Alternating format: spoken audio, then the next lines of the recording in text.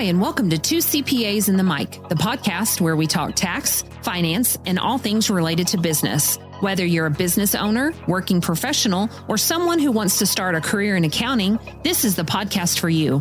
Hosted by CCK Strategies partners Jeff Frable and Sarah Mays, we dive into relevant business and tax matters with working professionals to make these topics less intimidating, relatable, and dare we say fun? Let's get down to business. Welcome back to another episode of Two CPAs and the Mic. We are here to cover relevant business and tax topics. We're applying straight talk and practical information without all the jargon and stuffiness that normally goes with our profession. As always, I am Jeff Frable with CCK Strategies. Sarah Mays, my co-host. What's up? Hey, what up, Frable? How's it going? Man, it's a hot day in Oklahoma. It is so hot. It's not going to get any better. No, I'm tired of the sweat. It needs to go away. And luckily, I'm indoors, so that's the key. So, Sarah, so glad. Always a pleasure to co-host with you. KP, What's up? You know, I'm great. I'm just wishing we had intro music. Hot and City is coming to mind right now. There we go. There were no songs in the 90s that were great about hot city life, right? Right. So, yes, it's hot in the city, but we are here today. We're here today to talk about, in short, client satisfaction research and the Net Promoter Score. Now, that may sound like a lot of really difficult information to take in, but at its core, it's a very simple concept. It's how we're doing with our clients. How are we taking care of our clients? NPS, as it's referred to, Net Promoter Score, is a research metric, and it's really based upon one simple survey question. You know, what's the likelihood that you would recommend a company, a product, or service to your friends or colleagues? It was initially popularized back in the early 2000s, but more and more becomes more needed in our industry and others as well. So if you're a business owner, you definitely want to be listening so you can learn of some ways that you can tangibly assess how you're doing with your customers. If you're a professional, you may want to stick on and understand the way your interactions work in your company and generate revenue. And if you're just a consumer, you might want to stay on and just listen about the way you should be treated as a consumer. And so this is actually, Christy, you might want to just jump in here for a second and comment about this, but this is a process that CCK actually went through in the past few months, right? Yeah, I'd say we're going through. I think once you start the journey, it's really hard to stop. There's no beginning and end. I think once a business and the business owners choose to dive in, first you get to throw around NPS like you know what you're talking about. And that's right. Cool. But I'll admit it, whenever it was first introduced, I feel like I'm pretty savvy. I didn't know what NPS was. I didn't either. Net Promoter Score. I didn't either. I wish you could see it. I still have this on my screen because when it was first introduced, I knew this was something I needed to digest. And I had such a passion for clients and exceeding what their expectations or their perceived expectations are. So it just quickly became my jam. I wanted to know everything I could about it. And I got to know Eric's team. They're phenomenal. Shout out to Amber. They're just name dropping left and right. I'm excited because this has had a tremendous impact on CCK. It's had a tremendous impact on me and remembering at the end of the day why we do what we do. And it's a constant reminder. So Eric, I gotta thank you for that. It lit a fire. Yeah, so let's get into it. Our guest today on the mic is Eric Gregg. Now, I stopped and hesitated there because we've been struggling for more to make sure we didn't call you Greg. And so, in addition, Eric, to tell us what it's like to have two first names. When you have two first names. Your LinkedIn or your website says that you're the customer experience strategist at ClearlyRated and one of the co-founders. So why don't you give us a quick bio before we get into all the details and tell us a little bit about yourself and why people should listen to you? Yeah, first of all, thanks for getting the first name right.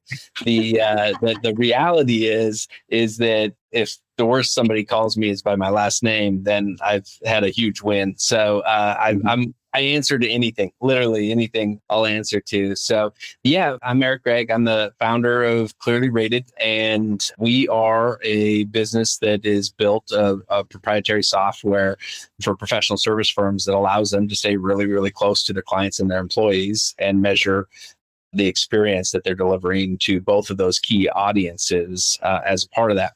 So I was the CEO for about 20 years. And then we were fortunate enough to get large enough to bring in outside investment from a private equity firm. I stepped down as the CEO role. And I think, 20 years, some people get a gold watch. I just got to pick my own title. And so I went back to the part that I like the most, which is talking strategy around client experience and employee experience for professional service firms. So, Eric, how did you originally get involved? I mean, did ClearlyRated become because of NPS? How did you get involved, and what inspired you to get going in this arena? Well, Jeff, like I think all of us on this call, at age 5, I said, I want to be a researcher in the accounting industry. Absolutely. And I just had to wait for NPS to be invented to go that route.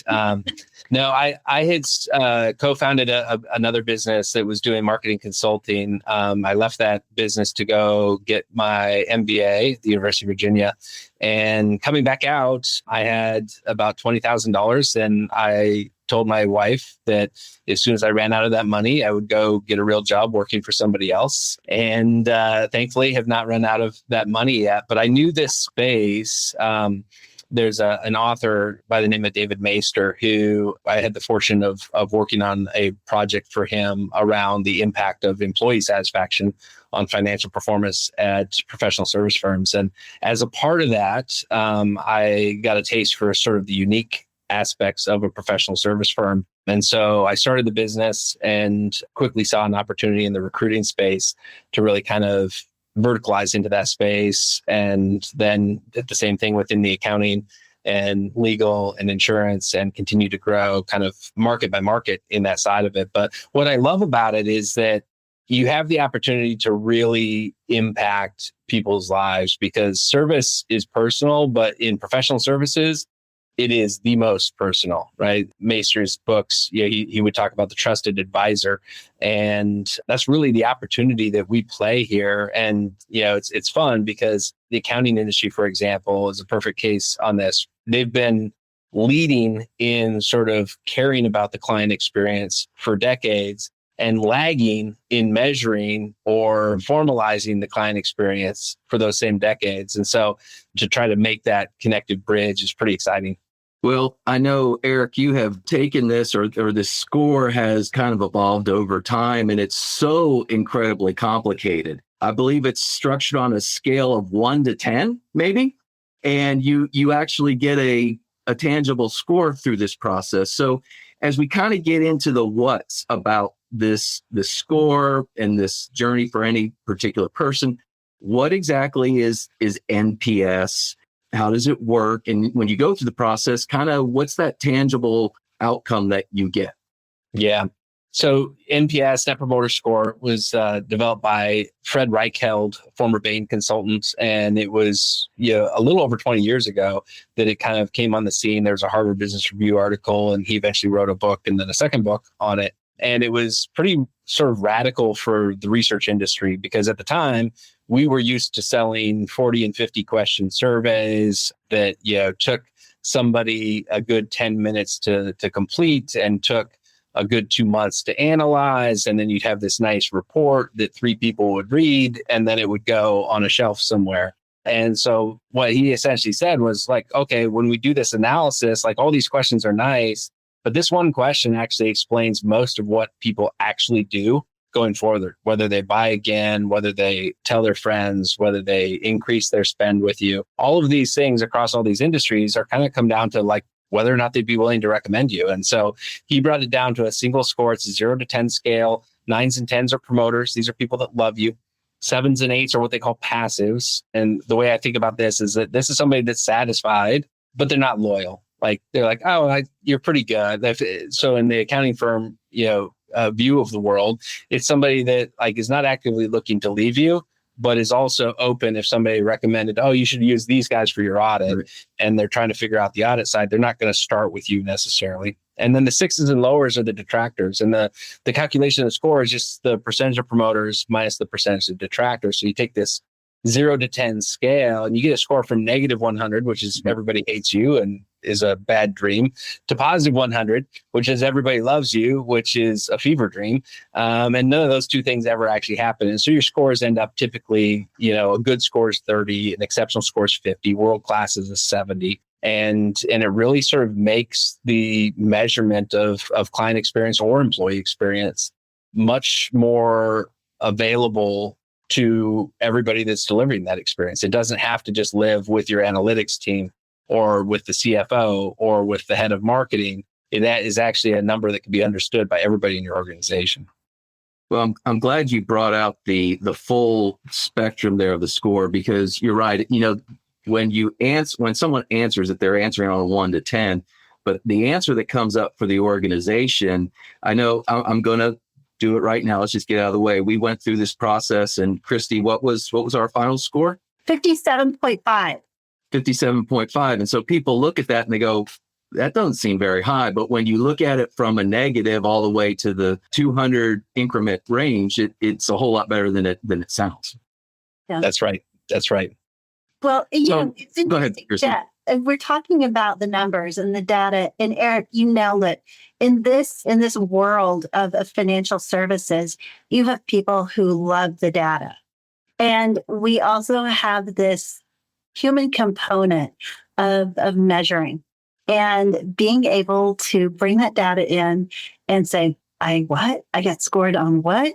And you're a very brave man. Let's just go there. You're a very brave man for taking on this challenge of helping our industry and so many industries like ours take a deep dive and a look and see how we can improve and get better in certain areas. I think it's interesting, Chrissy, just to hit on that point. One of the biggest misnomers that people have, and it's a real fear, and honestly, we felt this fear as well, which is when you ask for feedback, like you don't know what somebody's going to say.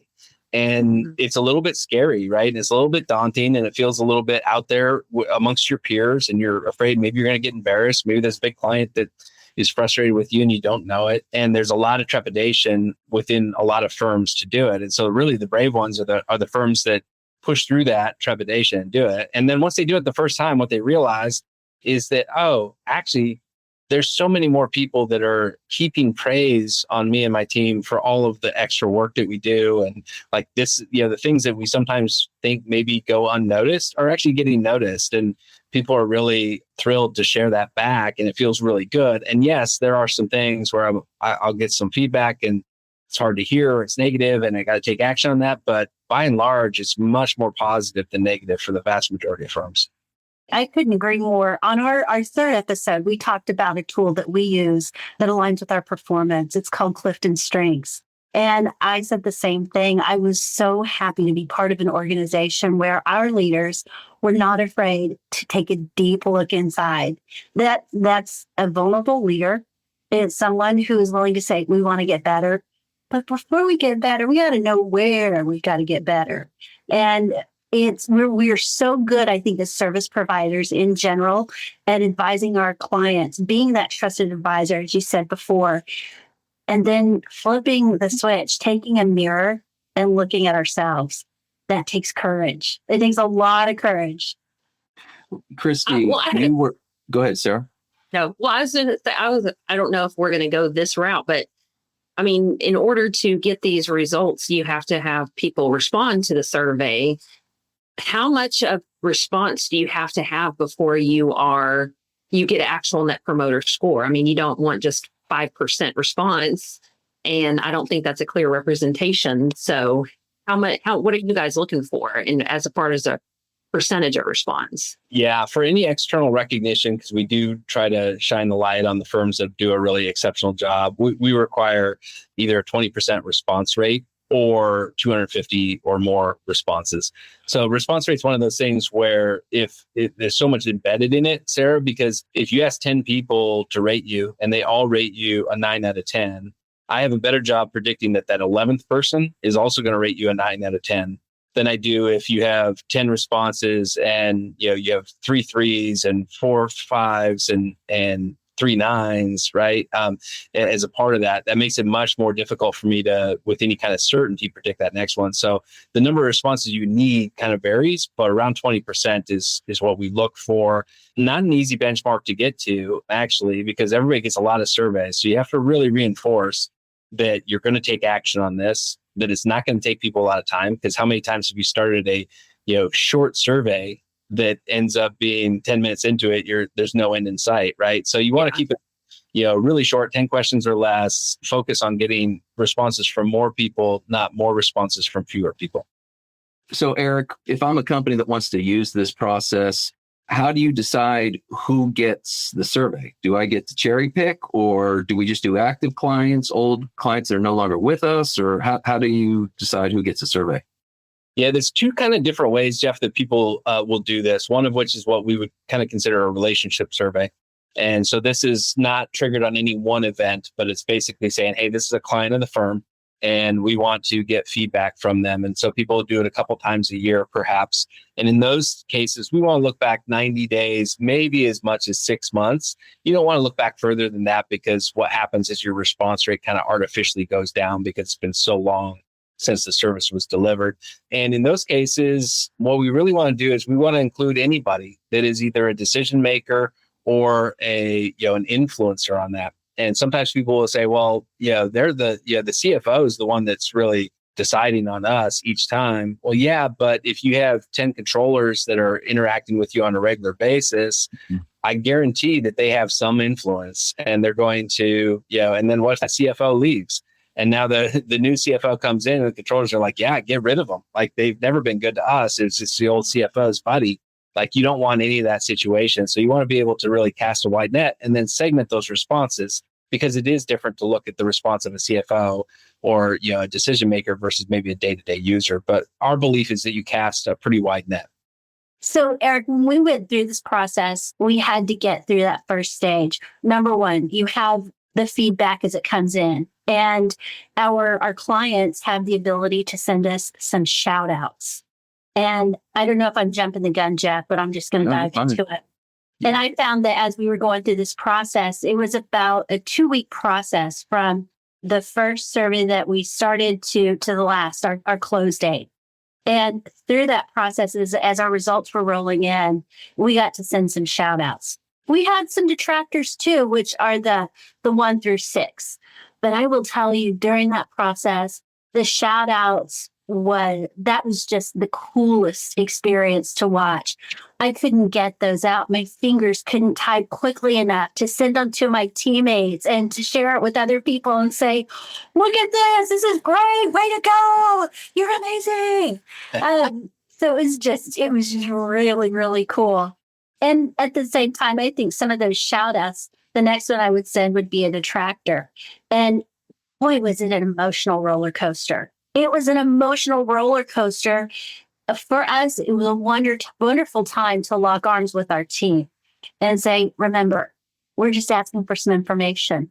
We're getting the information. We can't do anything until we have the data, and this is information. And look how lucky we are. We get to know how to improve. Yes. That still doesn't make someone who just got a detractor feel better. It doesn't. No. Speaking from experience, I mean, when you get a detractor, while a detractor is not like, you're doing a horrible job, it really gave insight to what you could do better. Especially the one that I received in particular was, I'm not getting these X, Y, and Z services. We're getting this service, but I was my expectations were this, and this.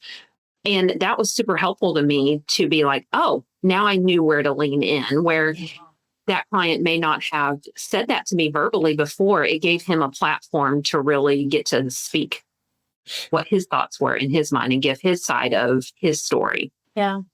Yeah, some of it is that I think naturally as humans, that the analogy I like to use is, imagine having gone out to a dinner at a restaurant, and almost always the server, if they're any good at all, will say, "How is everything?" once your food's out, right? They'll ask that question.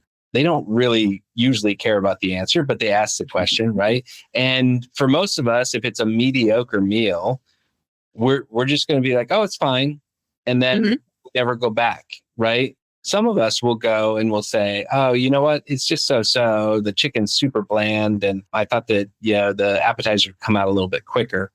Right? We just don't typically do that. And the same goes actually within a professional service environment. Clients are not going to just give you a running commentary of everything they wish you would do better on a regular basis for the most part. Some will, and we all know who they are, right? Because we remember those clients as well. Yeah. But having an opportunity to give feedback in a manner that feels safe and feels like it's being asked for with genuine interest in improving the experience is a really powerful thing and a powerful way to unlock some of those emotions.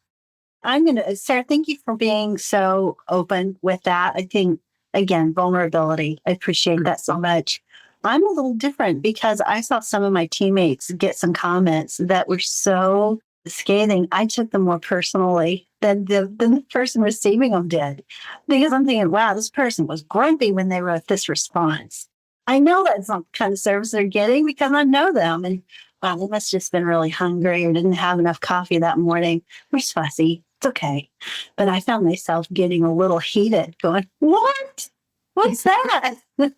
That's the biggest challenge, right? Because we all get defensive. And what we have to remember is a couple things. First of all, perception is reality, right? And so if a client has a perception of that, even if we know it to be factually inaccurate, that is their reality. And so that we have to kind of jump in and we have to kind of understand, is that actual reality or is that perception? And in either way, we need to fix it. But how we fix it is a little bit different depending on how those go. But the other thing I'll point out, which is just human nature, is we've kind of quickly gravitated. We talked a little bit about shout outs, but we've quickly gravitated to the detractors. And yet, you literally had almost 9 passives or promoters for every one detractor that you had. And it's just human nature for us, right? We can get, this podcast can go live and you could hear from 10 people saying, "Oh my gosh, this is the best podcast you guys have ever done." And if the 11th one is like, not your best work, you're like, "Oh, really?" Okay. And that's the one you're going to think about for the rest of the day. And so we have to go out of our way to really bathe in the positive pieces of this and to help our teams do the same, because otherwise it's just our natural tendency is to focus on what we didn't do as well as maybe we wanted to. So Eric, you kind of alluded to it earlier where you talked about the vulnerability of doing something like this. You may be scared of the results. And again, I was someone that was being commented on as well as Sarah. How often where you get into the details, I know you're not the details person, but with your clients and people doing this, how often are people really surprised by a response? Because like I said, knowing these surveys were going out, I'm in the back of my mind going, well, I bet I get from this person or for that person. And then your response is usually, well, I mean, I would imagine when Christy was going through these responses with our teammates, I would say a very high percentage of them would go, well, yeah, and this is why. And it just kind of confirms what I was thinking. How often is someone just completely blindsided by something like that? Yeah. Well, I will tell you, there's 2 versions of this answer. There's the real and the perceived version of this answer, right? And so if I get this feedback, if you were to give me a detractor response, I'd be like, explain it internally. "Oh yeah, Jeff, I think it was," and then I go back and I add in the facts that lead to that, right? As though I knew that. "Oh yeah, we had a little bobble with the onboarding. And there was a contract term in there that he missed in the review that was kind of frustrating to him," and stuff like that. So I backwards set that. But the reality is that most of the time that actually is more of a defense mechanism than anything else, right? So I maybe knew those things happened, but I kind of thought, "Oh, Jeff got over it, right? Jeff's fine." And then now it's like, "Oh, maybe Jeff's not fine, right? Maybe Jeff's still a little frustrated with that. There's a little hangover effect."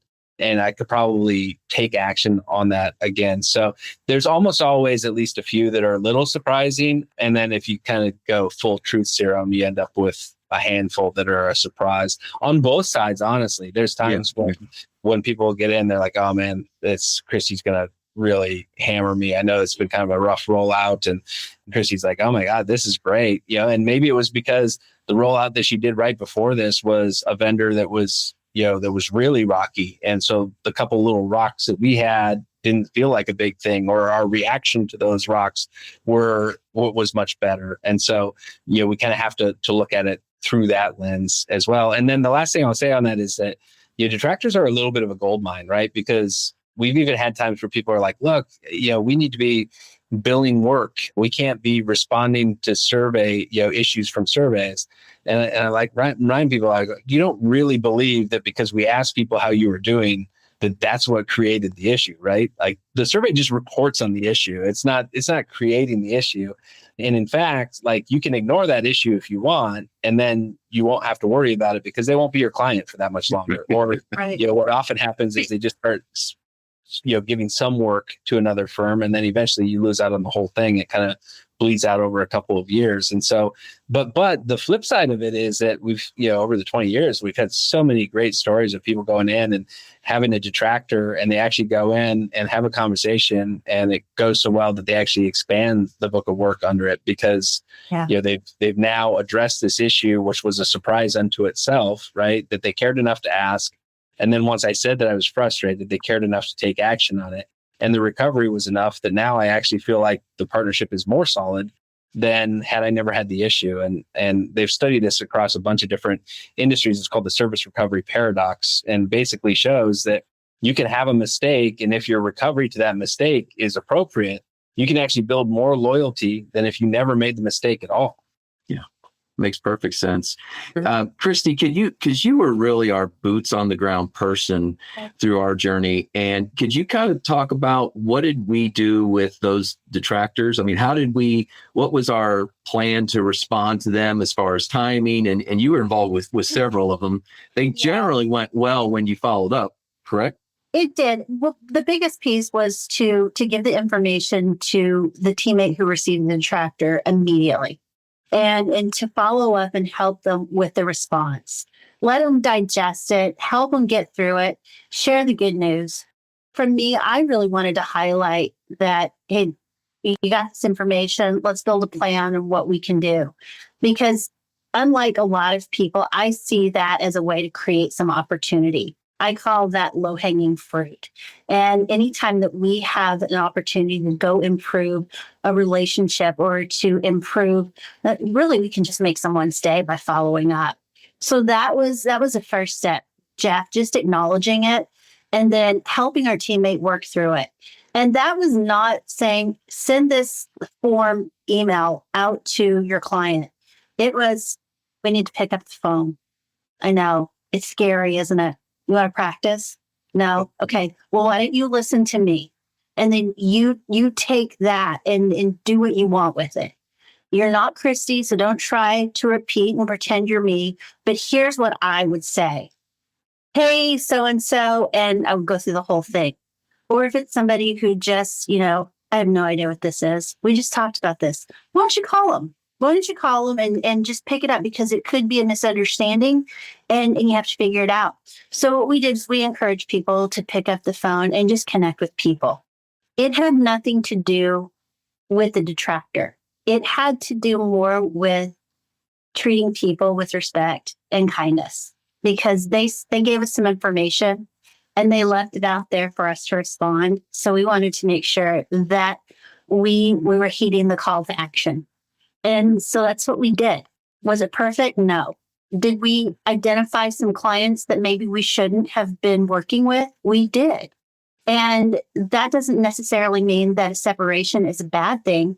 It means that I think it gave the client the opportunity to identify some opportunities that he or she may have been missing in another arena. And maybe we weren't the firm for them. And that's okay, because you never know if we're going to connect again. We want to leave everything on a really great note. So, Jeff, that's a much more simplified version. We really wanted people to take it seriously But at the same time, not get so caught up in the words of my 18-year-old daughter. It's just not that deep. This is not going to stop you from breathing. This is not going to, your job is not at stake. Let's just keep moving because we have a lot of really good things to accomplish, and we can't let this completely get in the way of our production or our progress. And just to keep them focused on doing good work and communicating well. Well, it also helped. You said earlier, Christy and Eric too, like the firm is looking inward, but each individual person that got the detractor also had to look inward individually. Okay. And because, I have a tendency to be like, I'm always right. And I help everybody. You usually are, Sarah. And I would never get a detractor. Who, me? And then when I got a couple, I was like, oh, I really shouldn't be so cocky. And I need to see other people too for who they are. And they have a story as well. And so it was a good connection place, but also there was one piece that I did leave out, Sarah, and you reminded me of it. When we shared the detractors, we didn't share it with the teammate. We shared it with their coach and their supervisor. And that had a lot of purpose. We wanted the person who was coaching them and their supervisor to recognize that, hey, this is happening. The most important thing we said before we even took this lead was that we were going to, I'm going to say it, Jeff, let's embrace the suck, and then let's lock arms and help each other get through it. That when someone has a detractor, that they're not alone, and they really don't know how to respond to this kind of thing. But guess what? There are a lot of other people in this firm who do. So we made sure to let people know that you're not alone in this.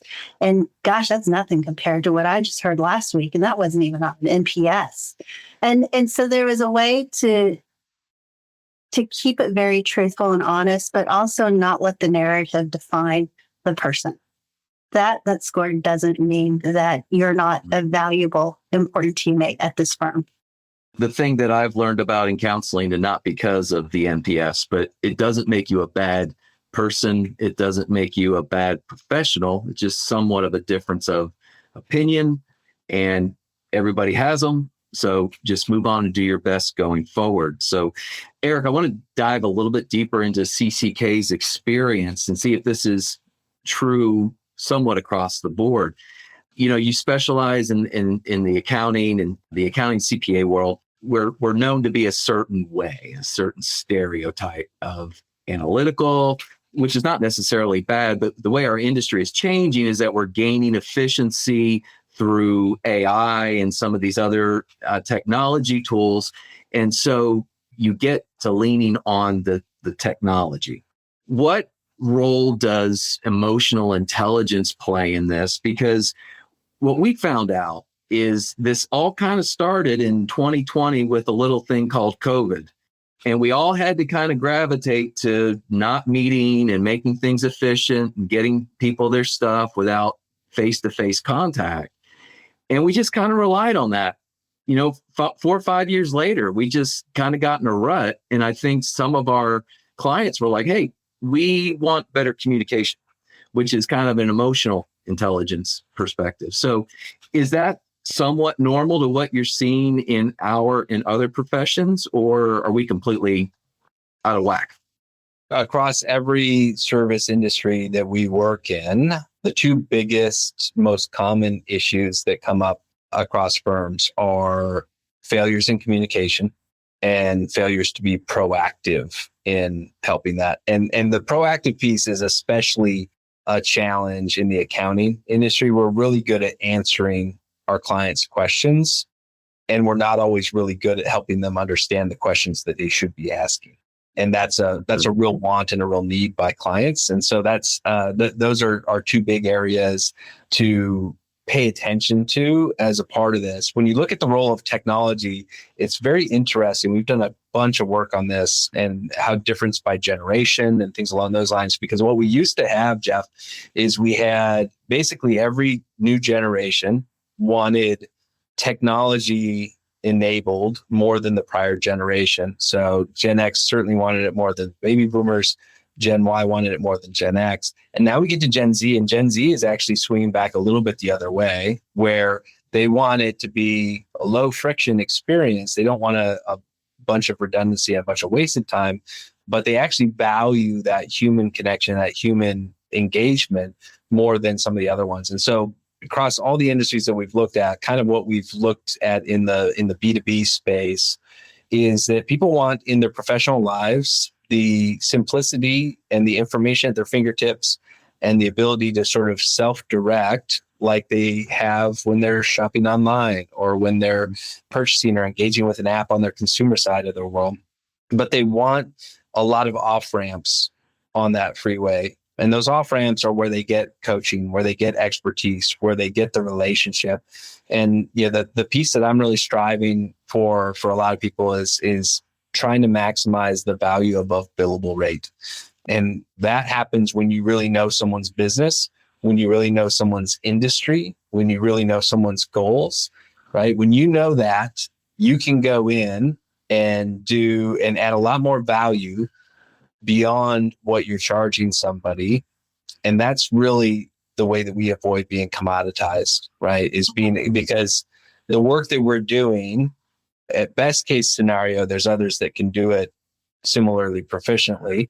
At worst case scenario, it's at risk for being automated in some form or another. Mm-hmm. And so really the piece that is impossible to really do is like all of the war wounds, all of the examples, all the things that we've built over our careers, and the ability to impart that wisdom in a proactive way that allows our clients to benefit beyond our technical expertise only. Yeah, it's kind of like the cliche that people don't know how much you care until you. Well, what's the cliche? I completely forgot. I say it all the time. Okay, go for it, Christy. People know how much you care until care how much you know until they know how much you care. Yeah. And we hear this a lot. It's constant where we are lecturing and we're the experts and we want to hear. And sometimes you just have to ask a couple of questions and shut up. There is a special art to just zipping it. Mm-hmm. And you're talking to someone who doesn't do that very well.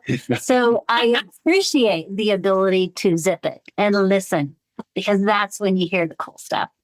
And I like what you were saying, Eric, about the generational changes, because I've noticed over the last decade that our industry seems to be changing a little bit towards that personal touch. And I didn't really understand that may be being brought back in by these newer generations, but it makes perfect sense.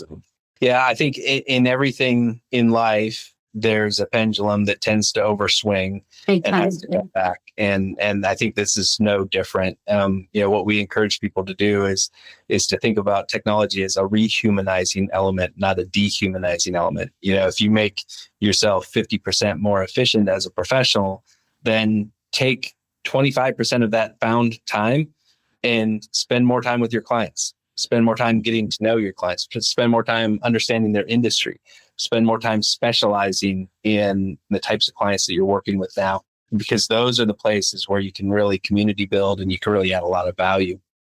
But Eric, why would I want to do that if I can't bill for my to do that?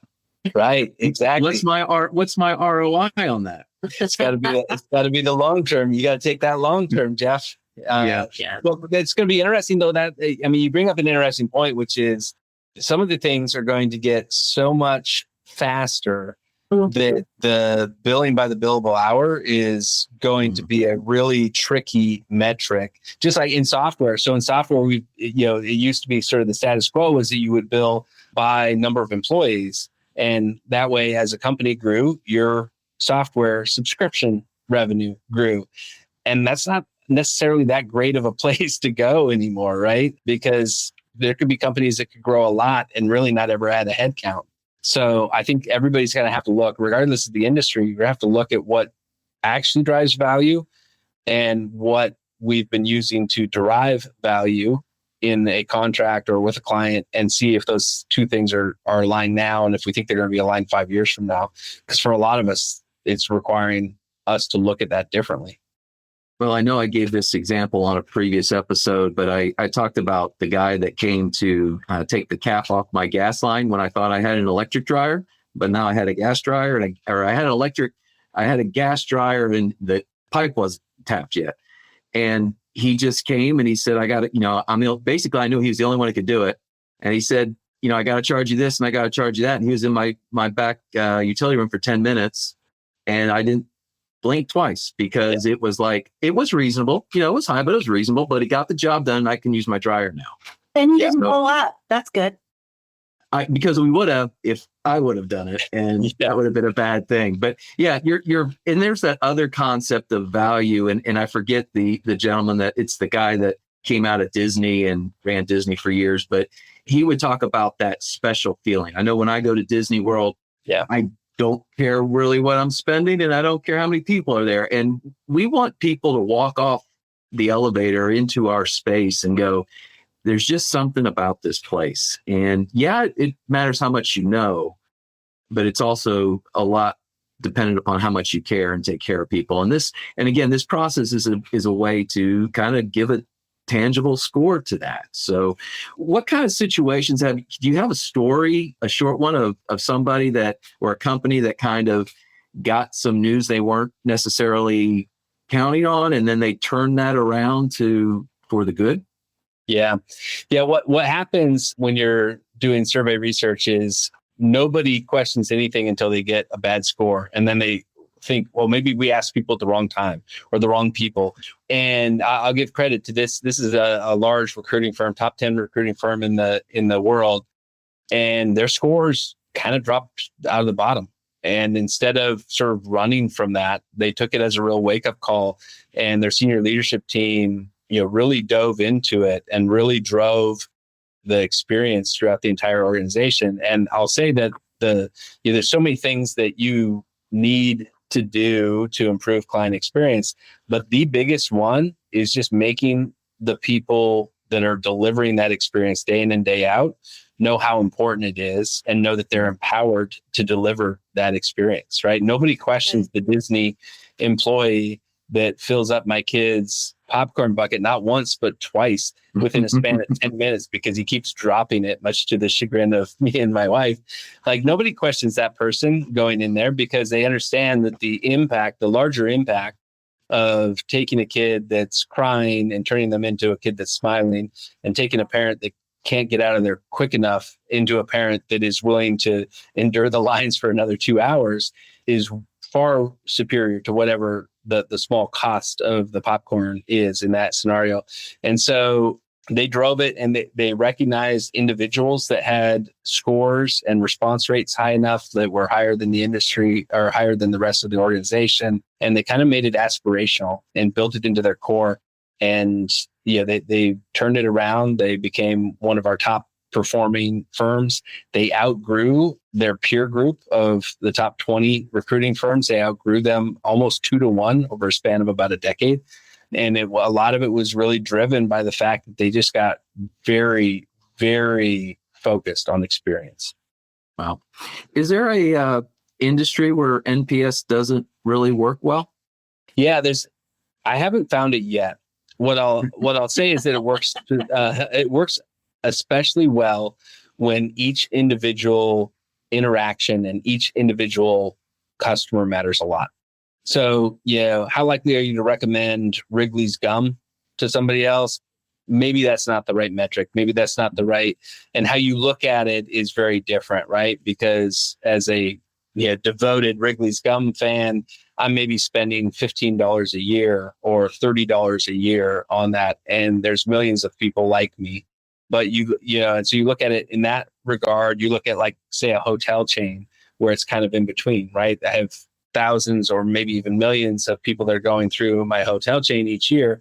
And yet I still need to manage each individual journey with some precision and some care and some empathy. And then you look at things like professional services, where a client is oftentimes spending $50,000, $100,000, $150,000, $1 million a year, depending on the size of the organization.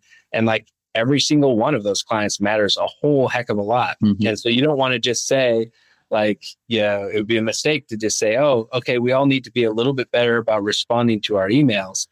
When in reality, what we need to be saying is that ABC company needs us to be more responsive. And that's $1 million out the door if we don't figure that out, right? And so it works especially well within professional services, but it works in almost every scenario. Yeah. So I have a question along the same lines. When people are going through this process of making changes and improving, a lot of times I think the quick fix is, well, we're just going to bring on a CX. We're going to have someone come in who is in charge of client experience. Yeah. Because, I don't have time, and that's not really my lane. So we're going to hire someone to do that. Yeah. And it's a bandage and it's a cop out. Do you mind? I know it's another podcast, just that one the question is, but can you give us the short version of where I'm going with it? Yeah, we just so we just acquired a competitor of ours, Client Savvy, and I was at a conference that they throw. Amazing competitor. They do some fantastic work, really well known in the architecture, engineering, and construction business. And they have one of their clients is a 400-person firm that has 7 people in their CX team. That's how important CX is. And they felt like they could use 3 more and justify it. But they've done a really good job of driving the ROI, right? Because when you look at client experience, it's not just that we're avoiding churn, it's that we're identifying new opportunities. It's that we are impacting in a positive and predictable way, things like referrals. And so that client experience is an important role. We're seeing more people hold that CX title than ever before. And also, I don't care how senior your CX person is, how great they are, how productive they are. It is never a case that CX is the responsibility of an individual. Mm-hmm. It is a responsibility of every individual and not just every partner, right? You can foul up a relationship with poor invoicing practices. You can foul up, everybody that has an opportunity, certainly directly to engage with a client, but oftentimes even indirectly is either helping or hindering that client experience. It's a huge takeaway. I want to pull a Christy Porter right now. And Christy, you use this term CX often. What does that mean? I was listening. It's client experience. I figured it out, Sarah, but I wanted to turn the tables on Christy there. Yeah, I know. So they throw around accounting jargon all the time. And I'm like, for those of us who don't know, for those of us in the audience who are not accountants, what does that mean? So Jeff, just a little snarky going on. I think anything with an X in the title is really cool, whether that's a name or a title. So maybe one day I could be a CX. That'd be my goal. Hey, we would love to have you. You got the right makeup. And actually, I will say, all kidding aside, some of the best CX professionals I've ever seen are ones that have actually been billable, client-facing on that side, because they can understand. They have, to the point of the emotional intelligence earlier, Jeff, like they've got empathy for actually the challenges in a delivery role, and they've got empathy for the frustrations that oftentimes come up with clients. And so it's a very effective transition. That's awesome. Well, as we get ready to wrap up here, Eric, one last question. If you could give one piece of advice to a business owner that's listening, that's been interested in what you've had to say and what we've talked about, and just doesn't know how to implement or go forward with it, what would you say to them? Yeah, I'm new to this phrase, so bear with me a little bit, but I liked it. The phrase being that the best time to plant a tree was 20 years ago. The second best time to plant a tree is today. That, I think, happens on gathering feedback, whether it's from clients or employees. Most people are further ahead on the employee side, which is so funny to me, because in reality, the clients don't exist without the employees, but the employees don't exist without the clients as well. And so we should be taking that same rigor to our client experience as we oftentimes have done historically to our employee experience. It doesn't have to be hard. It doesn't have to be perfect. Like, one of the things people will ask me a lot of times is like, well, why Net Promoter Score? Why not? There's a methodology called CSAT or a variety of other ones. And you'll get people in my industry that will be really passionate one way or the other. And my general belief is that they all kind of do the same thing. Whichever one works for you is great. We use NPS because it's simple, because there's a million benchmarks out there. Like, I can compare myself for you guys at CCK, you could compare yourselves within the industry. You could also compare yourselves to Disney. You could compare yourselves to Apple, which has an NPS of 77, and that's aspirational. And you could compare yourselves to, Xfinity, which has a NPS in the negatives and is a cautionary tale. So you have all of these different places where you can utilize on Net Promoter Score. But the most important thing is not the score, it's the feedback. And you have to remember that our goal is not to improve Net Promoter Score. Our goal is to improve the client experience and, deliver consistently remarkable experiences for our clients in a way that is good for their business and is good for our business. And the score is just one way that we keep track of our progress towards that goal. One thing that's crossing my mind here, because we often have people on the mic and there's some kind of relationship there, and we call it God connecting the dots. I mean, sometimes these dots are connected years and years ago. And what's coming to mind is that I would say 10, 15 years ago, I was going through some coaching, and we pulled together a set of personal affirmations for myself. Think Stuart Smalley from Saturday Night Live. And so my coach encouraged me to pull these together about myself. And one of the things that I told myself is that action breeds confidence and dialogue builds trust. And sometimes it's such a simple concept, but it's amazing how, 10, 15 years ago, this was part of my core. And now it's still true. It's still true today. And it's funny how your emotions take over. And you're like, well, I don't really want to do that because I'm afraid of what I'm going to hear. And sometimes you just really got to get out of the way and get over yourself and deal with it, right? That's the easiest. Suck it up, Butterfield. It's good. That's right. And gosh darn it, Jeff, people like you.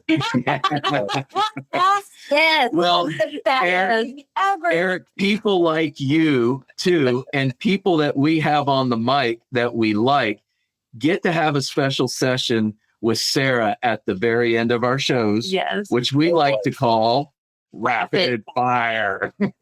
I'm ready. I'm ready for that. All right. Oh, yeah, because you've listened to our podcast. Yeah. So you knew it was coming. Yeah. All right. A little bit of homework on this. So. All right. Good. All right. So if you're a caffeine drinker, coffee, tea, or soda? Coffee, tea is garbage, and soda is not good in the morning. Agreed. But I'll say I like my coffee in the morning and my soda in the afternoon if I need that extra kick. There you go. Boost. Yeah. All right. What did you want to be when you grew up? You mentioned that earlier, that you wanted to be a researcher when you were 5. I don't think that's true. Yeah. Probably an architect, definitely not a veterinarian. My dad was a veterinarian, and you only have to, as a 5 or 6 year old, go out, for calving season one time with your dad to realize that maybe veterinarian's not for you. Right. All right. Good deal. What would you rather do? A book, podcast, or Netflix?